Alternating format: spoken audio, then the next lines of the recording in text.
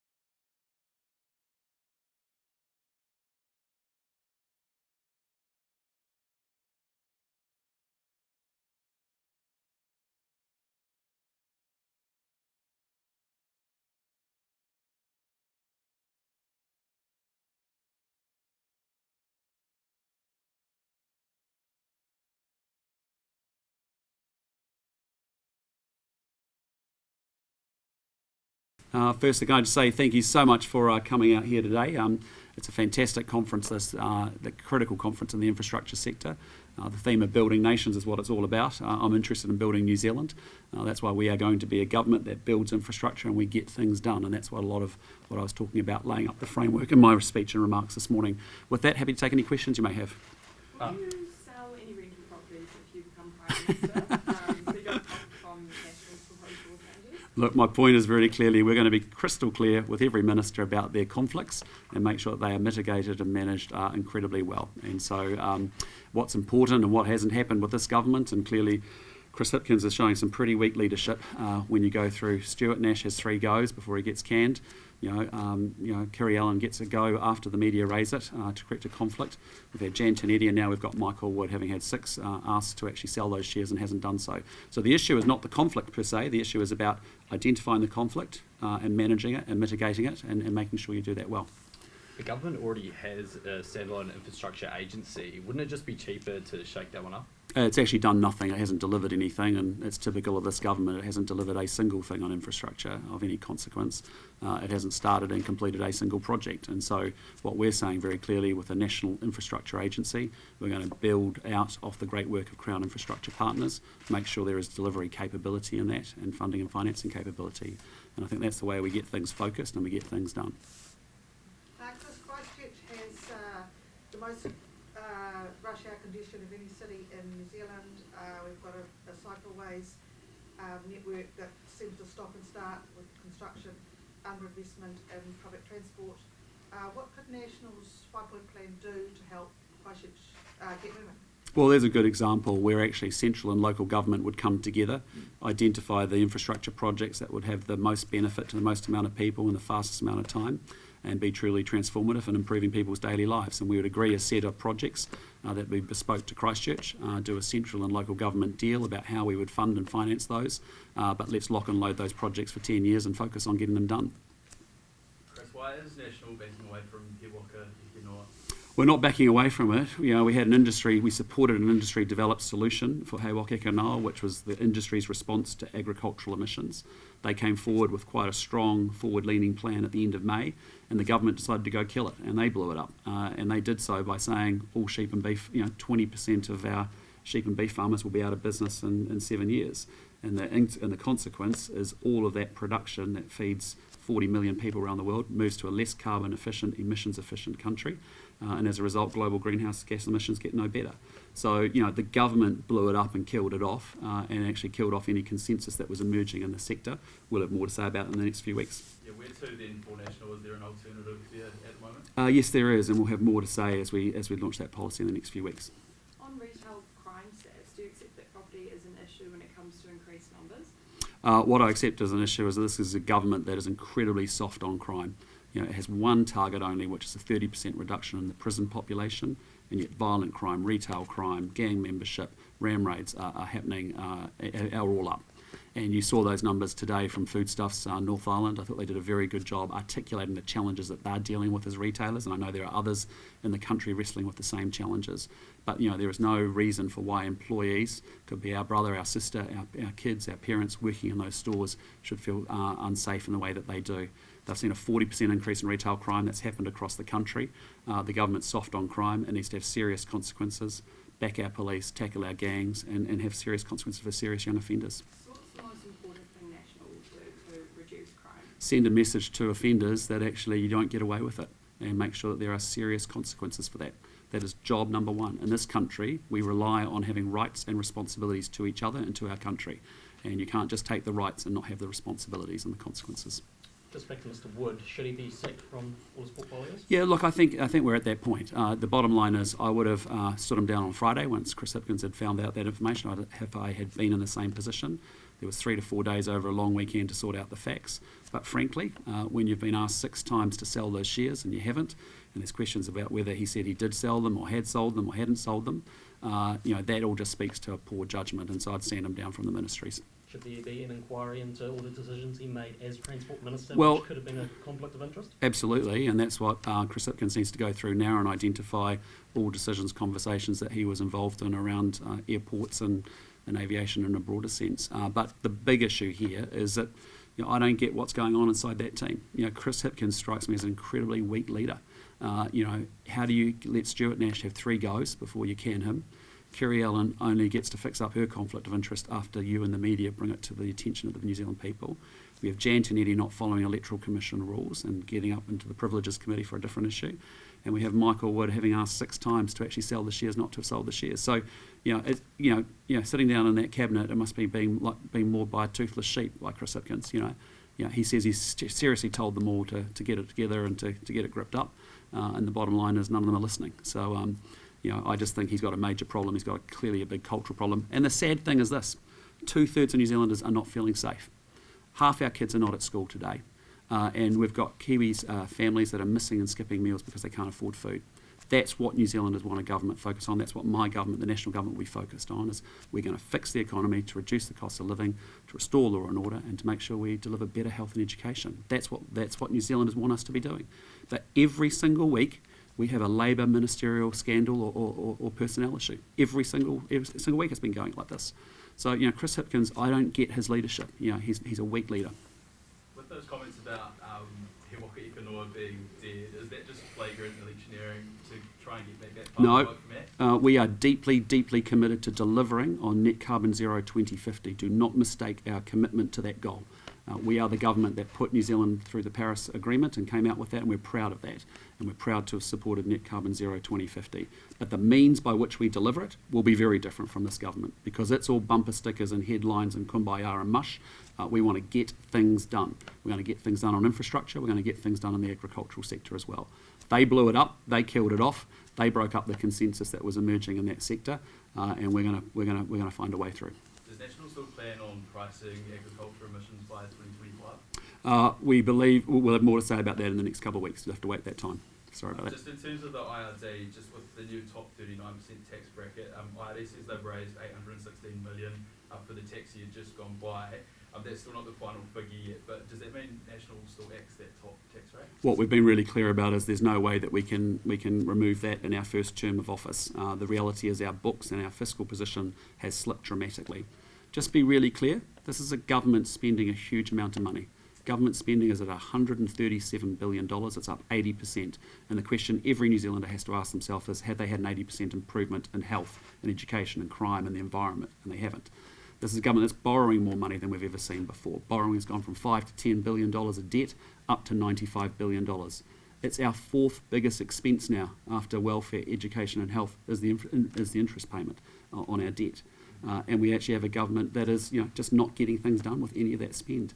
That's why today what I've talked about is to say, look, we are going to be a government that gets infrastructure built.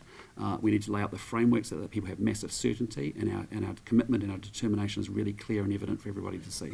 So with the $800 million that's been raised, does it actually make sense to drop that tax rate in the future, considering how much money has come through? Well, what we've said is that we trust New Zealanders to be able to keep, spend the money better than Grant Robertson and Chris Hipkins can. They will save it, spend it, invest it much better than actually collecting it off hard-working people who have woken up this morning, gone to work, paid their taxes just for Chris Hipkins and Grant Robertson to waste it.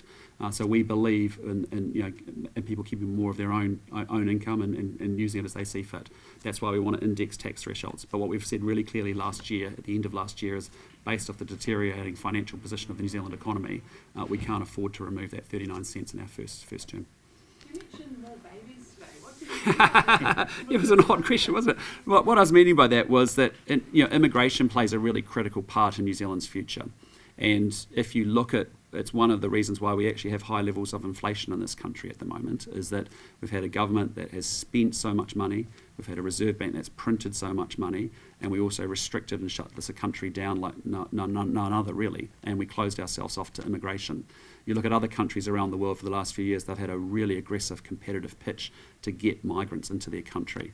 And my point was, just looking at the demographics of New Zealand, the reality is that we are going to need immigration into our future to propel our economy and to make sure that we can deliver and grow our businesses in the way that we need to. And why do I talk about the economy so much? It's because when you talk about the economy, what you're really talking about is how you care about people, and you remove the economic pain and suffering that people are experiencing, and you have the ability to actually afford to deliver better health and education. So that's why the economy is there. We'll manage the numbers and the dollars and the cents and the economics, but fundamentally when you want a strong economy, immigration plays a key part in that.